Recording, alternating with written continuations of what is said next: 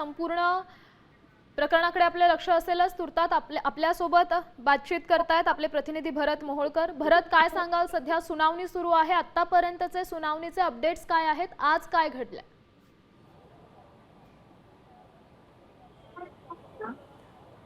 श्यामला, आपण जर पाहिलं तर दिल्लीमध्ये जी सुनावणी सुरू आहे, या सुनावणीमध्ये अत्यंत सुप्रीम कोर्टातील या सुनावणीमध्ये कपिल सिब्बल यांच्याकडून जोरदार असा युक्तिवाद केला जात असल्याचं आपल्याला पाहायला मिळतंय। कपिल सिब्बल यांनी युक्तिवादाच्या सुरुवातीलाच अगदी स्पष्टपणाने म्हटलंय की 2013 ते 2019 पर्यंत पक्षप्रमुख नियुक्त केल्याची कागदपत्र त्यांनी निवडणूक आयोगाला सादर करण्यात आली आणि त्यानंतर हे निवडणूक आयोगाने विरोधात निर्णय दिल्याचं मत युक्तिवाद त्यांनी केल्याचं पाहायला मिळतं। 2013 पासून सर्व निवडणूक आहे ते उद्धव ठाकरेंच्या नेतृत्वात झाल्याची स्पष्ट असा युक्तिवाद कपिल सिब्बल यांनी सुप्रीम कोर्टामध्ये केल्याचं पाहायला मिळतं। याबरोबरच आणखी एक महत्त्वाची गोष्ट कपिल सिब्बल यांनी नमूद केली आहे ती म्हणजे सरकारच्या कार्यकाळात एकनाथ शिंदे यांच्याकडून कधीही तक्रार करण्यात आलेली नाही, अशा पद्धतीचा अत्यंत महत्त्वाचा युक्तिवाद कपिल सिब्बल यांच्याकडून करण्यात आला आहे। सप्टेंबर 2018 मध्ये मुख्यमंत्री उद्धव ठाकरे यांनी एकनाथ शिंदे आणि यांची विधानसभेत गटनेते तर सुनील प्रभूंची प्रतोद म्हणून नियुक्ती केली होती, असाही युक्तिवाद कपिल सिब्बल यांच्याकडून करण्यात आलेला आहे। आणि एक महत्त्वाची गोष्ट म्हणजे विधानसभा निवडणुकीत शिवसेनेच्या आमदारांनी क्रॉस वोटिंग केलं। जेव्हा कारवाईची गरज भासली तेव्हा बंडखोर आमदार एका पूर्वनियोजित रणनीतीनुसार प्रथम सुरतला आणि नंतर गुवाहाटीला गेले, असा सुद्धा युक्तिवाद कपिल सिब्बल यांच्याकडून सुप्रीम कोर्टामध्ये करण्यात आलेला आहे। त्यामुळे एकंदरीत जर आपण सुप्रीम कोर्टातील या युक्तिवादाचं पारडं जर पाहिलं सध्या तर ते ठाकरेंच्या बाजूने झुकत असल्याचं एकंदरीत चित्र पाहायला मिळतंय। एकनाथ शिंदे यांच्या शिवसेनेच्या विरोधात कपिल सिब्बल अत्यंत जोरकसपणे आपली भूमिका मांडत असल्याचं पाहायला मिळतंय। कपिल सिब्बल आक्रमकपणे युक्तिवाद करत असल्याचं पाहायला मिळतंय। त्यामुळे एकंदरीत या सगळ्या युक्तिवादावरती आता सुप्रीम कोर्ट काय भूमिका घेतंय, काय निर्णय देतं हे पाहणं महत्त्वाचं ठरणार आहे। याबरोबरच या प्रकरणाची सुनावणी जर आपण या प्रकरणाच्या मुळाशी गेलो तर या प्रकरणाची सुनावणी न्यायमूर्ती सरन्यायाधीश सूर्यकांत आणि जयमाला बागची त्याबरोबरच व्ही मोहना यांच्या खंडपीठासमोर सध्या सुरू आहे। आणि एकनाथ शिंदे यांच्या गटाला अधिकृत शिवसेना म्हणून मान्यता देण्याच्या जो केंद्रीय निवडणूक आयोगाचा निर्णय आहे, या निर्णयाला आव्हान देणारी ही याचिका आहे। याच निर्णयासाठी आपण जर पाहिलं तर संजय राऊत असतील, अनिल देसाई असतील, त्याबरोबर त्यांचे जे इतर खासदार आहेत हे सुद्धा सुप्रीम कोर्टामध्ये या सुनावणीच्या वेळी दाखल झाल्याचं पाहायला मिळतंय। आणि कपिल सिब्बल यांच्याकडून जोरदारपणे या सगळ्यावरती आक्रमक असा युक्तिवाद केला जात असल्याचं चित्र पाहायला मिळतंय। श्यामल, पण सूरज, भरत, आपण पाहिलं तर सध्या आपण पाहतो शिवसेना पक्ष आणि धनुष्यबाण चिन्ह यावर सुनावणी सुरू आहे। मात्र या सगळ्या सुनावणीत आमदारांच्या अपात्रतेसंदर्भात या सगळ्या प्रकरणावर काही युक्तिवाद होऊ शकतोय का?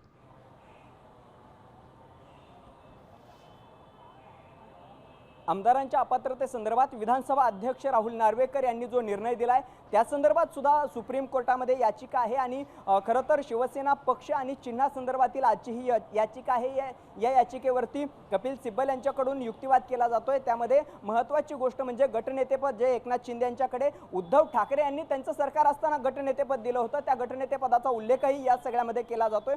सुनील प्रभू यांच्याकडे जे काही प्रतोदपद देण्यात आलं होतं त्या संदर्भातही युक्तिवाद केला जातोय। त्याबरोबरच एक महत्त्वाची गोष्ट म्हणजे विधान परिषदेच्या निवडणुकीमध्ये आमदारांनी क्रॉस वोटिंग केलं आणि याच क्रॉस वोटिंग नंतर एका पूर्वनियोजित कटानुसार हे सगळे आमदार आधी सुरत आणि नंतर गुवाहाटीला गेले, असा सुद्धा युक्तिवाद आहे तो कपिल सिब्बल यांच्याकडून केला जातोय। त्यामुळे आमदारांच्या अपात्रतेसंदर्भात थेट असा युक्तिवाद केला जात नसला तरी सुद्धा शिवसेना पक्ष आणि चिन्ह या संदर्भात हा युक्तिवाद अत्यंत महत्त्वाचा आहे। सगळ्यात महत्त्वाची गोष्ट म्हणजे या युक्तिवादामधील एक महत्त्वाची सगळ्यात त्यातला पाया जो कोणता आहे तो आहे की शिवसेना पक्ष आणि चिन्ह कुणाचं हे ज्यावेळेस ठरलं जाईल त्यानंतर आमदारांच्या अपात्रतेसंदर्भातील जे काही सुनावणी आहे त्याकडेही लक्ष दिलं जाईल। आणि या सगळ्यानंतर जे काही अंतिम शिवसेना कुणाची, पक्ष कुणाचा, चिन्ह कुणाचं, यानंतर आमदारांच्या अपात्रतेसंदर्भातील निर्णय तो सुद्धा पुढे येईल। मात्र आता सध्या जर आपण पाहिलं तर आमदारांच्या अपात्रतेसंदर्भातला निर्णय घेण्याच्या आधी एक महत्त्वाची गोष्ट लक्षात घेतली पाहिजे की 2024 मध्ये विधानसभेची निवडणूक झालेली आहे।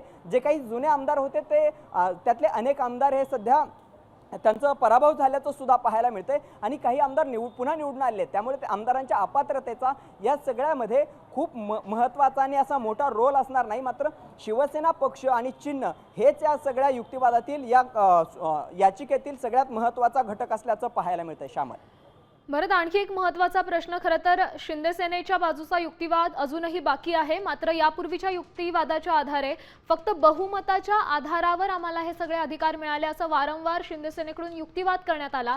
त्याचाच पुन्हा मुद्दा आजही उचलला जाऊ शकतो का?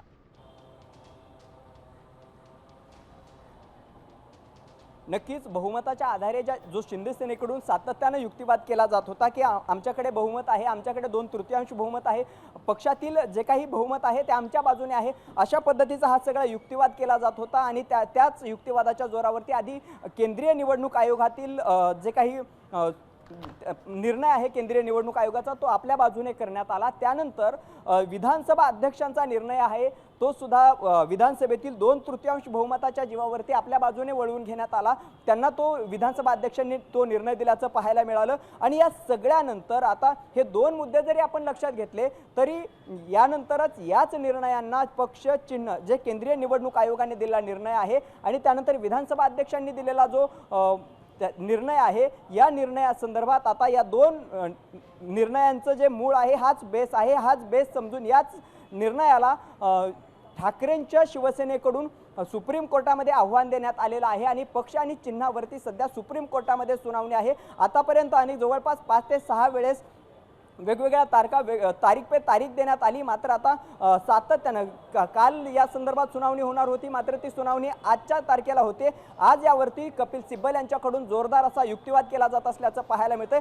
आमदारांच्या अपात्रतेसंदर्भात यामध्ये थेट असा संबंध नसला तरी सुद्धा केंद्रीय निवडणूक आयोगाने पक्ष आणि चिन्हासंदर्भात दिलेला निर्णय हा सगळ्यात महत्त्वाचा चॅलेंज केला गेल्याचं आपल्याला पाहायला मिळतंय. त्यामुळे या सगळ्यावरती सुप्रीम कोर्ट काय निर्णय देत आहे यावरती हे अत्यंत महत्त्वाचं ठरणार आहे. कारण की हीच केस मैलाचा दगड ठरू शकते. भारतीय संविधान, राज्यघटना आणि अशा अनेक गोष्टींचं इंटरप्रिटेशन जे आहे, अनुसूचित 10 जे आहे या सगळ्याचं इंटरप्रिटेशन याच कायद्यातून याच सुनावणीतून आणि या निर्णयातून येण्याची शक्यता आहे. त्यामुळे आजचा निर्णय हा अत्यंत महत्त्वाचा असणार आहे. सुप्रीम कोर्टाचा निर्णय हा मैलाचा दगड ठरणार आहे. नक्कीच भरत, आणखी एक महत्त्वाचा प्रश्न असा की कपिल सिब्बल यांनी अनेकदा युक्तिवाद करताना असं म्हटलंय की केवळ काही आमदारांनी पक्षविरोधात बंड केलं किंवा वेगळा गट स्थापन केला म्हणजे संपूर्ण राजकीय पक्ष होत नाही. म्हणजेच विधिमंडळ पक्ष आणि संघटन पक्ष या दोन्ही वेगळ्या गोष्टी आहेत. त्या दोन वेगळ्या गोष्टी नेमक्या कशा असतात?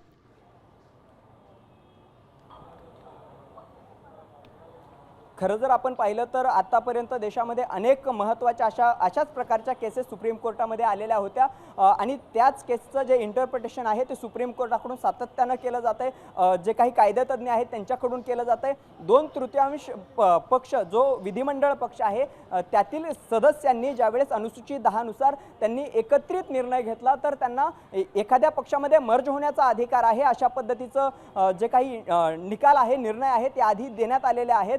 मात्र ही केस जी शिवसेना विरुद्ध शिवसेनेची जी केस आहे पक्ष आणि चिन्हासंदर्भातील या केसमध्ये मात्र ही अनुसूचित 10 ही डावलल्याचा युक्तिवाद कपिल सिब्बल यांच्याकडून करण्यात येतोय. आणि हाच मुद्दा जो आहे की एक महत्त्वाची गोष्ट म्हणजे जे काही राजकीय पक्ष आहे हा राजकीय पक्ष वेगळा आहे, विधिमंडळ पक्ष वेगळा आहे. कारण की विधिमंडळ पक्षासाठी विधिमंडळातील आमदारांसाठी सर्वसामान्य जनतेने त्या संदर्भात त्यांना मतदान केलेलं असतं. मात्र राजकीय पक्षामध्ये त्या पक्षातील पदाधिकारी असतात, त्या पक्षातील जे काही वरिष्ठ कार्यकारिणी असते या सगळ्यांच्या संगनमताने एकत्रितपणे त्या संदर्भात निर्णय घेतले जातात. त्यामुळे हे दोन्ही पक्ष वेगवेगळे असल्याचा युक्तिवाद आहे तो कपिल सिब्बल यांच्याकडून केला जातोय.